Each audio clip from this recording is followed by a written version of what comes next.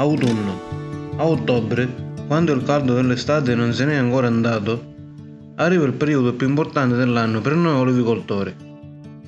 Le olive, da verde chiaro, iniziano lentamente a tingersi di viola. I rami sono carichi di frutti, piccoli gioielli che raccogliamo tutti d'un colpo, facendo scorrere la mano lungo i rami.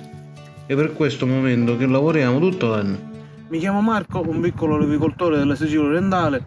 Oggi vi mostrerò sostanzialmente come nasce il nostro prodotto, tutte le fasi che ci sono stagione per stagione. Andiamo. Inverno. È la stagione in cui gli ulivi si riposano. Il primo lavoro in vista del raccolto dell'anno successivo è la potatura. Il processo inizia sostanzialmente dopo qualche mese finito la raccolta con la potatura. E quali rami dobbiamo decidere di tagliare o non tagliare, diciamo che in parte pregiudica il raccolto futuro. Io sostanzialmente non mi piace potare drasticamente le piante in modo da non stressare in modo particolare l'albero. L'anno scorso ho acquistato un nuovo terreno, quindi ad oggi in totale abbiamo all'incirca 260-270 alberi di olive. Chiaramente ancora è una realtà molto piccola per costruire un'azienda, ma sostanzialmente io sono da solo, quindi alla fine è già abbastanza faticoso lavorare tutte queste olive. Primavera. Le mignole iniziano ad aprirsi. Se in questo periodo fa troppo caldo, i fiori possono bruciarsi prima ancora di trasformarsi in frutti. E anche quando noi vediamo una bella fioritura abbondante, non è sempre sicuro che poi tutti i frutti si trasformeranno in olive, perché chiaramente è una cosa anche fisiologica. Diciamo che nelle nostre zone metà giugno iniziamo a vedere la formazione delle piccole olive, ma ben più visibili possiamo rendercene conto a luglio. Da maggio, quando il caldo comincia a farsi sentire, inizio a irrigare gli ulivi. Negli altri terreni irrigavo soltanto gli alberi più giovani, ma il terreno che ho acquistato l'anno scorso a Santa Maria di Godia è molto più caldo e secco. Per questo motivo ogni mese irrigo tutti gli ulivi. Nelle giornate più calde basta immergere le mani nell'acqua del canale per sentire un sollievo incredibile. Gli alberi più giovani hanno bisogno di ancora più acqua, per questo li irrigo regolarmente con l'acqua raccolta nella vasca. C'è un lavoro che per tutti risulta essere abbastanza faticoso. E il trattamento per proteggere gli ulivi dai parassiti. Indosso una tuta protettiva e una maschera. Poi passo da un ulivo all'altro. Il tubo, lungo circa 100 metri, è pesante e su un terreno pieno di pietre si incastra di continuo. È un lavoro che da solo non riuscirei a fare. Per questo mi faccio aiutare da mia moglie e mio padre.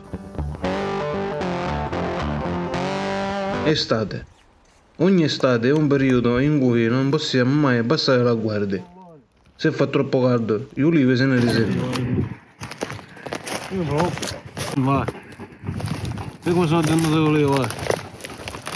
Hai visto? Come stanno diventando, va, tutte. Vedi?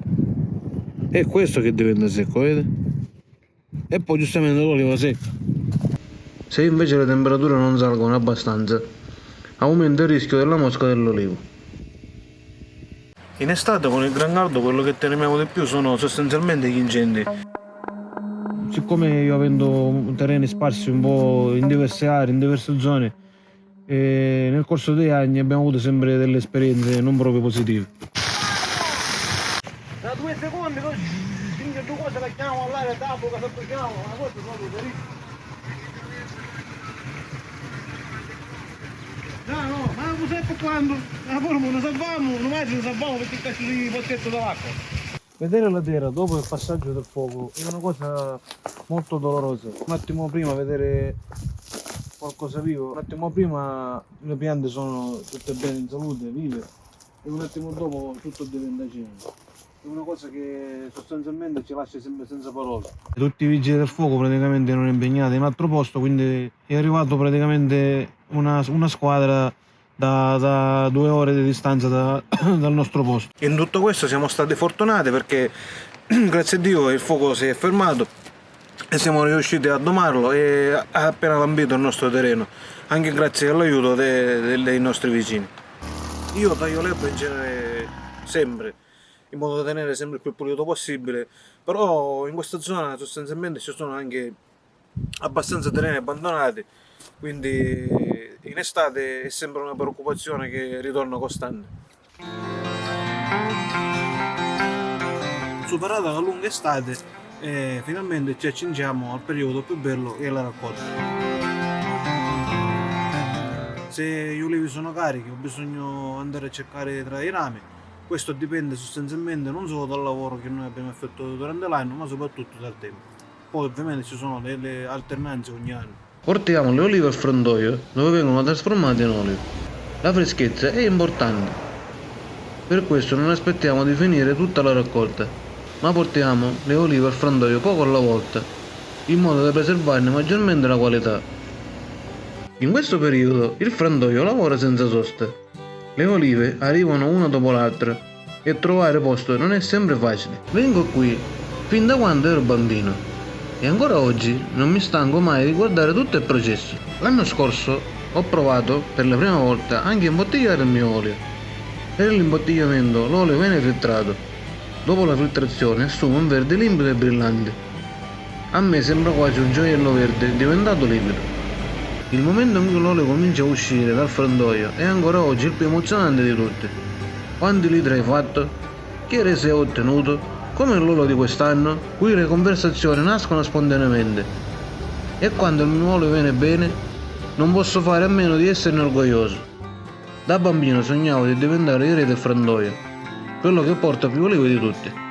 L'anno scorso abbiamo finito la raccolta nel mese di dicembre, quindi già iniziamo nuovamente a gennaio con la potatura. Quindi come potete ben capire è un ciclo continuo che dura stagione per stagione, anno per anno. E anche se può sembrare alla fine effettuare ogni anno sempre la stessa cosa, in realtà non è così, perché ogni anno il clima è diverso, quindi noi andremo ad adattarci sostanzialmente al cambiamento climatico. Spero che anche quest'anno e nei prossimi anni a venire si possono avere sempre delle ottime raccolte.